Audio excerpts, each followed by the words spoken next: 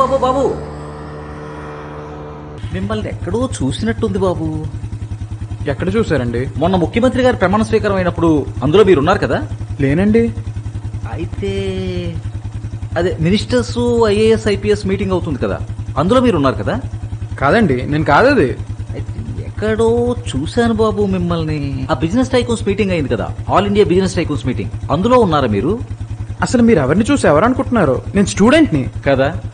మరి ఎందుకు అబ్బాయి, ఏదో ఇంటర్నేషనల్ పనులన్నీ నీ మీదే ఉన్నట్టు ఒక చేత్తో బండిని, మరో చేత్తో మెడకోసిన మేకలా ఇలాగా ఆ ఫోన్ని అవసరమా?